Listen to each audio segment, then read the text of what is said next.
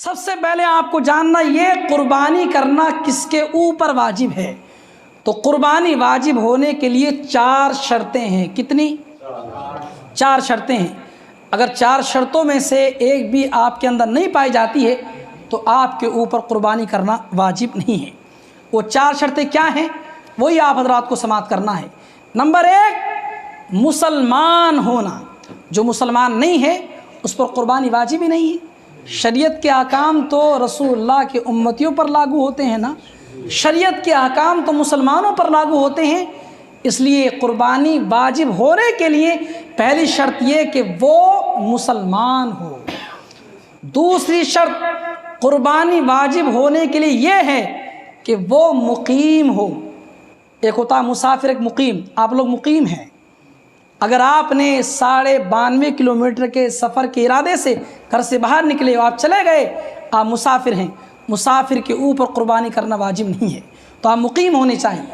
پہلی بات کہ آپ مسلمان ہوں، دوسری شرط ہے کہ آپ مقیم ہوں، اور تیسری شرط یہ ہے کہ آپ مالک نصاب ہوں، اور چوتھی شرط یہ ہے کہ آپ آزاد ہوں، غلام نہ ہوں۔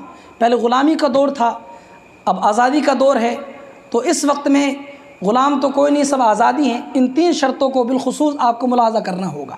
پہلی شرط مسلمان ہو، دوسری شرط یہ مقیم ہو، اور تیسری شرط یہ کہ مالک نصاب ہو۔ اب آپ کو یہ سمجھنا صحیح سے کہ مالک نصاب ہوتا کون ہے، تو سمجھیے اس کو۔ جس کے پاس 7.5 تولے سونا یا 52.5 تولہ چاندی یا ان دونوں میں سے کسی ایک کی قیمت آپ کے ضرورت کے سامان کے سوا آپ کے پاس ہو، آپ مالک نصاب ہیں اور آپ کے اوپر قربانی کرنا واجب ہے۔ ہمارے بھائیوں کو تشویش ہوتی ہے کہ 7.5 تولے سونا کس کے پاس ہوگا، اور 7.5 تولے سونا ہوگا نہیں، قربانی واجب ہوگی نہیں۔ 7.5 تولے سونا ہو یا 52.5 تولہ چاندی، ان دونوں میں سے کسی ایک کو لے لینا ہے۔ ہم سونے کو چھوڑ دیتے ہیں، چاندی کو پکڑتے ہیں کہ چاندی 52.5 تولہ چاندی یا اس کی قیمت آپ کے پاس ہے تو آپ مالک نصاب ہیں۔ ضرورت کے سامان کے سوا آپ کے پاس موبائل ہے، ضرورت میں ہے، یہ نہیں جوڑنا ہے۔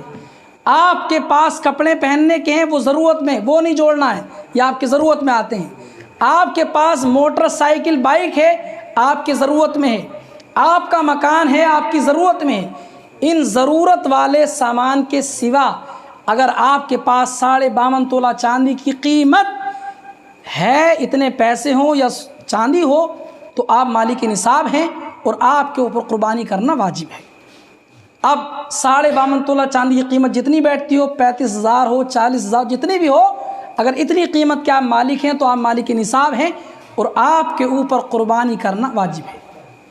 یہاں کے ایک سوال پیدا ہوتا ہے کہ اگر کسی بندے کے پاس اتنا پیسہ نہ ہو کہ نصاب کو پہنچے، یا کوئی بندہ جو ہے مسافر ہو، مقیم نہ ہو، اگر وہ قربانی کرے تو، یعنی جن کے اوپر قربانی واجب نہیں ہے، اگر وہ قربانی کریں تو ثواب ملے گا یا نہیں ملے گا؟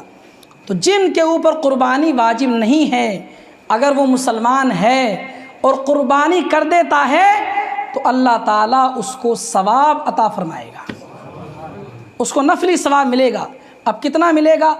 تو اس امت کا حال تو یہ ہے، قرآن میں اللہ فرماتا ہے مَا جَاءَ بِالْحَسَنَةِ فَلَهُ عَشْرُ أَمْثَالِهَا، بندہ ایک نیکی کرے گا، ایک کے بدلے اللہ تعالیٰ آپ کو 10 عطا فرمائے گا۔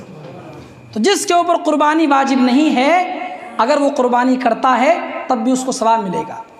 ایک سوال اور ذہن میں آتا ہے، نابالغ بچہ اگر مالک نصاب ہے تو کیا اس کے اوپر قربانی کرنا واجب ہے یا اس کے والد صاحب کریں گے، وہ کرے گا؟ تو مسئلہ یہ، نابالغ بچہ تو شریعت کا مکلف ہی نہیں ہوتا ہے، جب مکلف نہیں تو شریعت کے احکام اس کے اوپر لاگو نہیں ہوتے ہیں۔ نابالغ بچہ اگر مالک نصاب بھی ہو تو اس کے اوپر قربانی کرنا واجب نہیں ہے، لیکن اس کی طرف سے کر دینا یہ بہتر ہے۔ اگر نہیں کرتے ہیں تو کچھ نہیں، کر دیں گے تو ثواب مل جائے گا۔ جیسے بڑا جانور ہے، بھینس آپ نے خرید لی ہے، 7 حصے ہیں، گھر میں 6 ہی لوگ ہیں، تو ایک حصہ بچائے، ایک حصہ اپنے نابالغ بچے کی جانب سے کر دیجئے۔ تو نابالغ بچے پر قربانی کرنا واجب تو نہیں ہے، لیکن کر دیتے ہیں تو اللہ تعالیٰ آپ کو ثواب عطا فرمائے۔